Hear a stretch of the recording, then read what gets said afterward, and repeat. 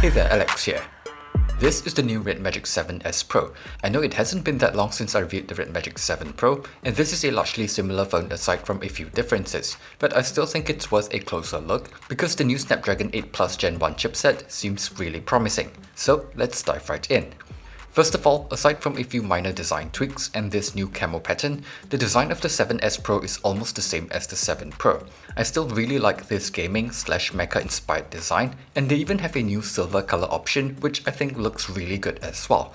It is still a pretty big and heavy phone, but it feels really solid, and the haptics are pretty good as well for anyone who's wondering. Oh, and of course, it still has RGB lighting.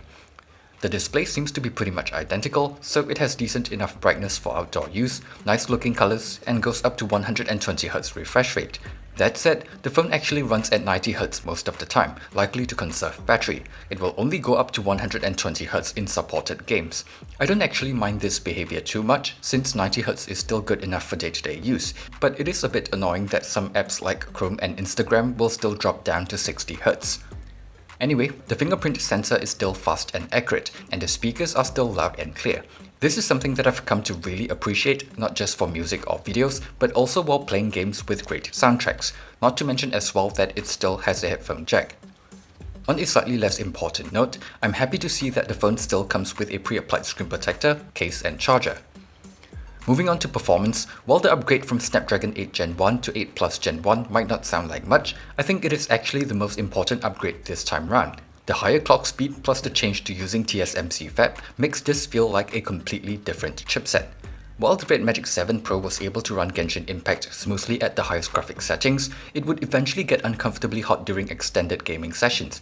But for the 7S Pro, it is not only smoother, but also runs noticeably cooler. It will still get quite warm to the touch, but not as hot as the RedMagic 7 Pro for sure, even after playing for over an hour. You do have to get used to the fan noise, but I think it's a small price to pay.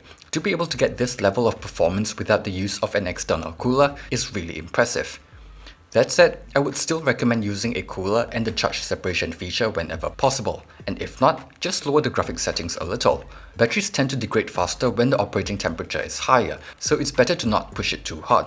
Anyway, I do have a small suggestion here for RedMagic. It would be nice if the included USB-C cable has an L-shaped connector.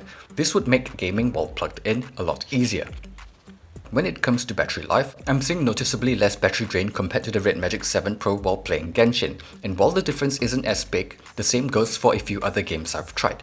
I even noticed a difference in regular usage as well. So yeah, the Snapdragon 8 Plus Gen 1 pretty much crushes the 8 Gen 1.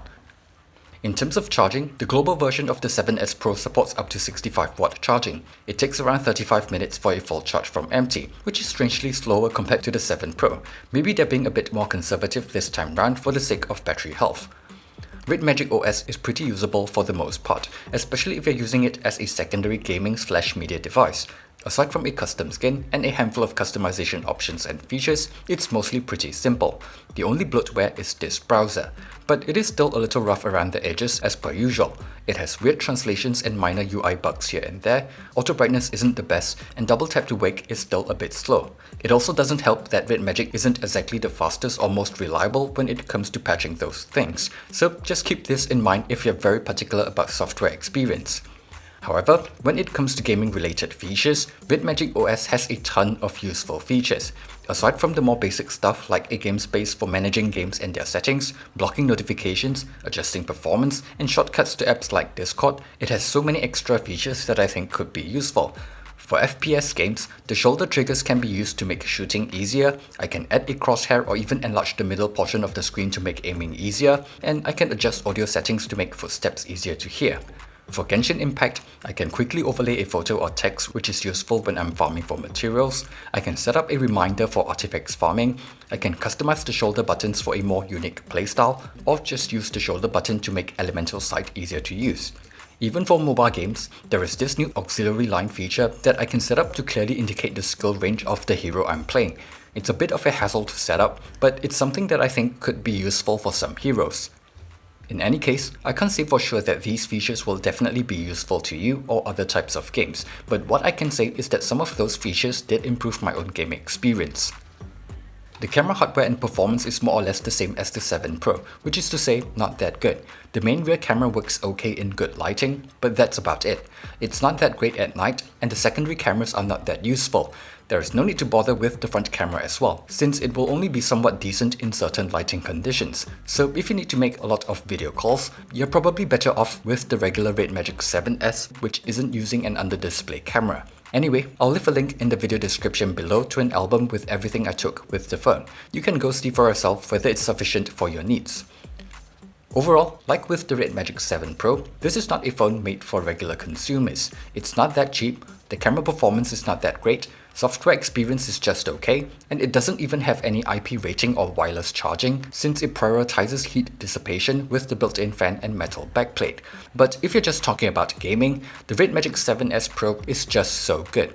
I think the extra gaming features are useful, and with the better thermals and power consumption, it is now the best phone I've tried for playing Genshin Impact. It's not just the performance, but also things like the fast touch response, the fast loading times, the immersive display and stereo speakers, and even the shoulder triggers, which adds a bit of convenience while playing the game. Even if you don't care about the extra stuff, just being able to run Genshin at the highest graphics settings this smoothly while maintaining a usable temperature without the use of an external cooler is something that regular phones just can't do at this point in time. So yeah, if you're looking for a gaming phone and you play a ton of Genshin on mobile, the RedMagic 7S Pro is one of the best options in the market right now.